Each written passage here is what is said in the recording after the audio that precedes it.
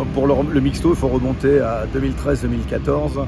J'étais en Italie au centre olympique et puis nous avons découvert un très vieux terrain de rugby synthétique qui était un peu laissé à l'abandon, où la nature avait repris ses droits et il y avait sur ce terrain énormément de pâture annuelle. Et donc ce pâture annuel était tondu. Donc comme je suis quelqu'un d'un peu curieux, je me suis permis de regarder comment était constitué ce terrain. Et on a eu l'idée, avec mon partenaire italien à l'époque, un partenaire qui nous vend des gazons synthétiques, de faire une planche d'essai sur ce qu'on venait de voir. Donc nous maîtrisons plus tout ce qui était sous-sol, donc tout ce qui est agronomie, substrat élaboré, et eux évidemment la constitution de ce terrain synthétique. Et comme il n'y a pas beaucoup de hasard dans la vie, il n'y a que des rencontres.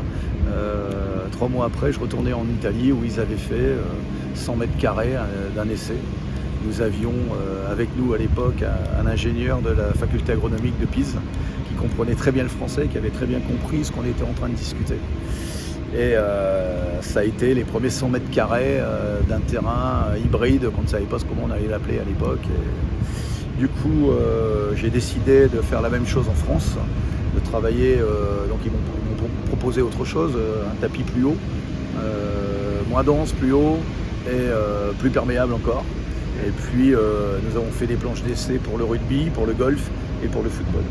Un tennis ballon qui existe toujours à Reims, un départ de golf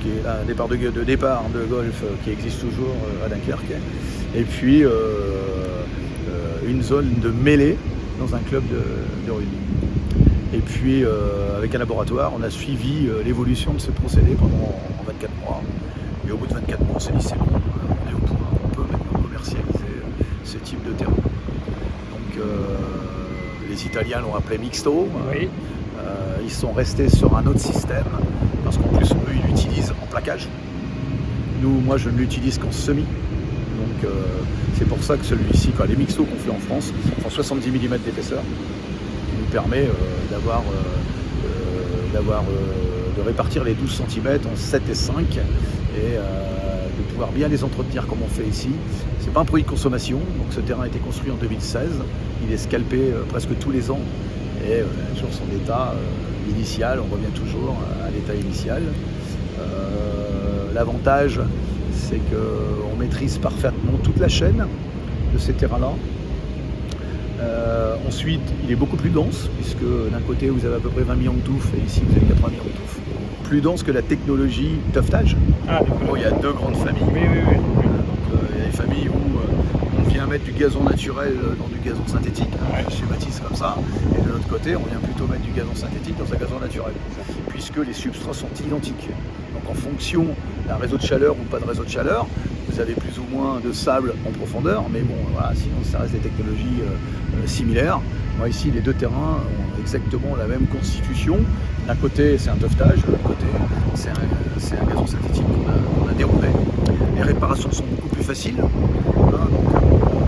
il est vrai que quand on s'est lancé dans cette opération, même si on croyait à notre système d'entretien comme de l'autre côté, tant qu'on ne l'avait pas fait, on ne pouvait pas savoir ce qui se passait. Et après, on pouvait se dire, sur les années, parce que le tapis, comment allait se comporter le tapis.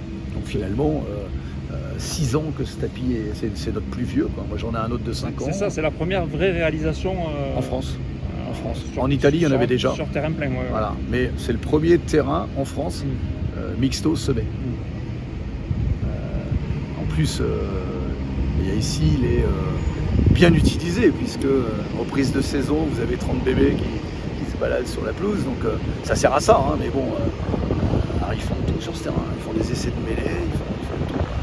C'est un terrain d'entraînement, le terrain d'entraînement peut servir aux entraînements. Après, il y a évidemment une collaboration entre les équipes et puis le staff pour bien utiliser l'ensemble de la surface et ne pas utiliser que devant l'entrée ou la sortie des vestiaires. Non, elle va sur des terrains d'honneur. Jusqu'à maintenant, Madrid, Santiago Bernabéu est fait avec ça. L'OGC Nice joue là-dessus. Donc non, c'est adapté des 2 côtés. Alors ici, on suit ces terrains, on a des mesures 3 fois par an depuis la création, parce qu'on veut continuer de voir comment évolue notre procédé. Quel type de mesures? Les mesures de souplesse, de mouvement de ballon, d'absorption de choc, voilà, ce qui nous permet d'adapter notre méthode d'entretien par rapport au ressenti des joueurs et par rapport à ce que l'évolution de ces terrains de foot dans les 30 dernières années, c'est qu'avant on créait des concepts pour améliorer les choses. Donc on a amélioré des réseaux de drainage, on a amélioré de la perméabilité en surface, on a abandonné les terres sables pour partir les substrats élaborés, on a eu tous les systèmes de drainage qui ont beaucoup évolué, on a changé les surfaces, on est parti sur de la stabilisée. À chaque fois, on crée des équipements, mais on oubliait l'essentiel. L'utilisateur. Les premiers synthétiques, c'est une catastrophe les purs, les AstroTurf, voilà, on avait complètement oublié l'utilisateur, les performances sportives. Tandis que là maintenant, on part dans l'autre sens. Quelles sont les performances sportives? Et par rapport à ces performances sportives, on donne un équipement. Donc les deux terrains ont comment je veux dire, un travail très différent. Parce que ici c'est de l'entraînement et de la remise en forme, donc voilà, on utilise d'autres types de méthodes d'entraînement entre les deux terrains, quoi. Et c'est vrai que l'autre, le terrain d'honneur est moins utilisé ici, puisqu'on n'est pas dans les clubs de foot. Dans certains clubs de foot, ils ne font pas jouer que l'équipe première, ils font parfois jouer l'équipe B, il faut parfois jouer ou des jeunes, ou une équipe féminine. Dans certains clubs, il faut jouer leur équipe féminine sur le terrain d'honneur. Bon, donc ici, le terrain, c'est vrai que de l'autre côté, il a un match tous les 10 jours, quoi.